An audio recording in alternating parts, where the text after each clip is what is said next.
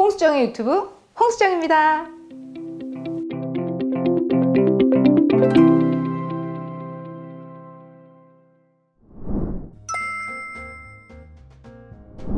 함몰 유두라는 거에 대해서 궁금한 분들이 많을 거예요. 그래서 거울을 들여다보고 자기 젖꼭지가 갑작스럽게 정상인지 아닌지를 연구하다가 외래로 전화를 해서 예약을 잡고 오시는 분들이 꽤 많아요.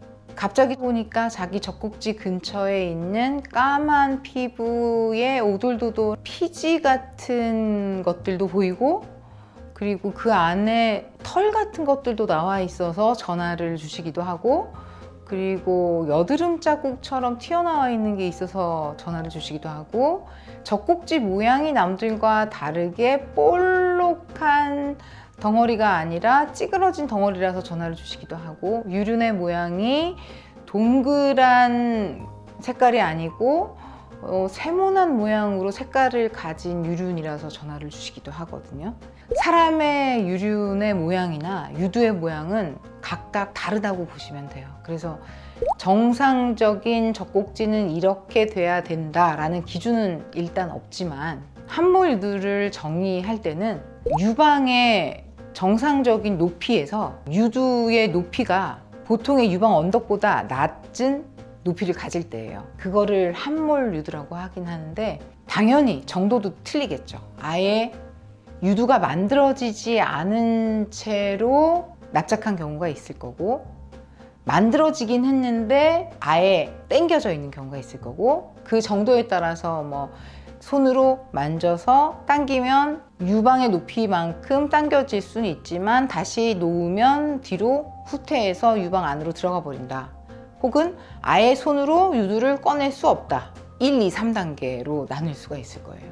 보통은 젖꼭지가 유방의 윤곽보다는 높이가 바깥으로 나와 있는 게 이제 정상이고, 뭐 몇 센치 이상이어야 된다 이런 기준은 없기 때문에, 혹은 얼마만큼 나와야 된다, 삼각형으로 나와야 된다, 동그랗게 나와야 된다, 가운데 부분은 말려서 뭐 나오면 안 된다 이런 기준은 없지만, 사람에 따라서는 이 가운데 부분이 볼록하게 나와 있지 않고 가운데의 유관만 또 바깥으로 당겨지는 게 안으로 말려서 보조개처럼 들어가는 경우도 있거든요.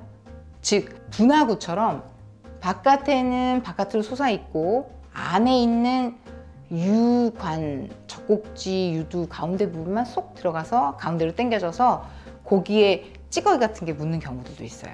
그러면 그분들은 나는 가운데가 말려서 들어가기 때문에 거기가 함몰돼서 젖꼭지 유두의 모양은 다 바깥으로 유방보다는 높지만 높은 곳 가운데에 함몰되어 있는 부분 때문에 함몰 유두를 상담하러 오시는 분들도 꽤 많으세요. 왜냐하면 들어가 있는 부분 때문에 찌꺼기가 많이 쌓이고 불편한 게 있으시거든요. 이 유두가 어떤 모양인지에 따라서 정상, 짧고 평평한 유두, 뭐 긴 유두, 높이가 다른 모양, 전체가 다 펼쳐져 있고 볼록한 모양, 아니면 부분적으로 함몰되어 있는 경우, 아니면 전체가 나와 있는데 일부분만 들어가 있는 경우, 이런 많은 경우들에 해당되어 있는 유두인 걸 확인할 수 있을 거예요. 근데 젖꼭지 유두의 모양이 어떻게 생겼던, 중요한 건 그 원인이 유방암 때문이냐 유방암 때문이 아니냐, 혹은 향후에 모유 수유를 할 수 있느냐 모유 수유를 할 수 없느냐와 관계가 어떤 식으로 연결이 되는지가 제일 중요할 거예요. 예를 들어 선천적으로 우유 나오는 길이 문제가 돼서 젖꼭지 자체가 함몰이 돼서 우유 나오는 길을 나중에 우리 아이가 모유 수유를 통해서 엄마의 우유를 먹을 수 없다면, 어쩌면 젖꼭지 유두가 자기 역할을 하지 못할 수도 있거든요. 그럴 경우에는 모유 수유하기 전에 젖꼭지를 바깥으로 꺼내서 모유 수유를 할 수 있는 이런 수술이 필요할 수 있을 거고, 예를 들어 원래는 안 그랬는데 내가 염증이나 아니면 유방암 때문에 함몰이 된 경우, 혹은 혹 때문에 갑자기 젖꼭지가 주저앉아서 혹이 뒤로 유두를 당기는 경우에는 그 혹의 존재 때문에 유두의 모양이 달라졌기 때문에 당연히 혹을 찾아내고 혹을 치료하는 게 수술의 목적이 되어야 되니까 원인을 알고 치료하는 게 굉장히 중요할 거예요.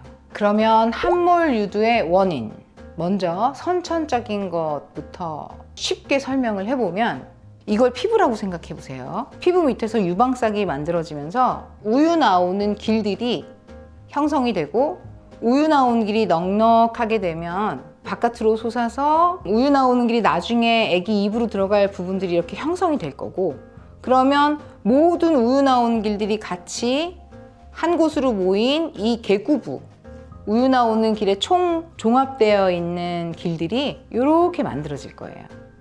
이게 바로 우유 나오는 길들이 길이가 넉넉했을 때 얘기고, 근데 예를 들어서 이 우유 나오는 길이 짧아요.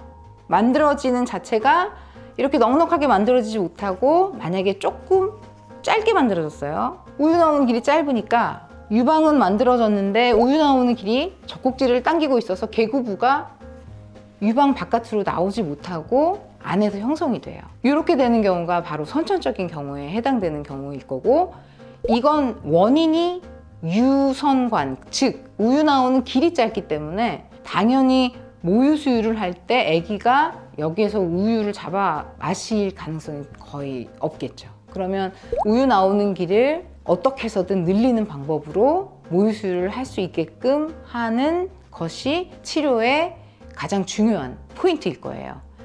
또는 원인에 따라서, 이건 유선관이 짧은 경우고, 예를 들어 젖꼭지가 만들어지는데 이 근처에 조직에 링이 있어요. 이 링이 근처에 어떤 결체 조직이라고 치면 젖꼭지 근처의 근육 그리고 결체 조직들이 젖꼭지 근처에 있는 모든 유관들을 같이 감싸는 치밀 조직이라고 생각하면 얘가 반드시 얘를 단단하게 세워준다고 생각해 보세요. 그런데 이 링이 힘이 약해. 툭 퍼졌다고 생각해 보세요. 그럼 얘가 훅 꺼지는 거예요. 얘를 잡아주는 능력이 없는 거죠.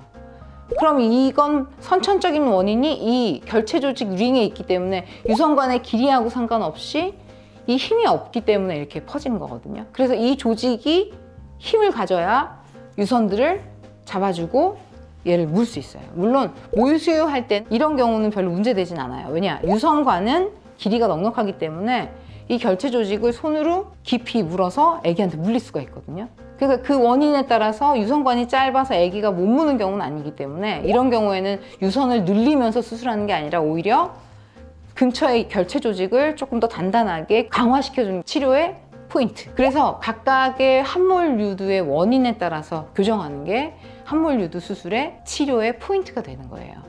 그 다음에 예를 들어서 제대로 만들어졌어요. 근데 만들어지는 가운데 어떤 특별한 띠가 돌연변이처럼 우유 나오는 길을 붙잡고 있어. 이 띠 때문에 젖꼭지가 누워. 그럴 경우는 이 띠만 끊어줘도 다시 꿀렸던 젖꼭지가 훅 하고 나올 수가 있거든요. 그럴 경우에는 이 띠를 찾는 게 바로 치료의 원인이고 포인트가 되는 거예요. 그렇기 때문에 원인을 알아야 치료를 할 수 있는 거고, 원인에 따른 수술 방법을 결정할 수 있게 되는 거예요. 그럼 후천적인 원인이 뭐가 있을까? 후천적인 원인으로 원래 멀쩡하게 이렇게 예쁘게 생긴 젖꼭지였어요. 근데 그 젖꼭지가 어느 날 갑자기 짧아지고 들어가. 그런데 들어간 형태에 따라서 한쪽만 들어가고 쑥 수그러들어. 혹이 원인일 수도 있어요. 물론 혹이라고 얘기하면 유방암? 유방암만이 원인은 아니에요. 유방암 말고도 뭐 양성의 혹들도 당연히 원인일 수도 있고, 염증이 원인일 수도 있고, 어쨌든 그 원인을 찾기 위해서라도 유방 검사를 해서 원인을 찾는 게 가장 중요한 거고, 갑자기 함몰 유두가 생겼다면 유방암이 원인입니다는 바른 말은 아니에요. 염증도 원인이 될 수가 있고, 체중 변화로 인해서 젖꼭지의 모양이 흩어지는 경우들도 있으니까 갑자기 함몰 유두가 생겼을 때 내 유방에 혹시 염증이 생기거나 악성 변화가 있는지를 꼭 확인하고 넘어가는 건 필요한 일입니다.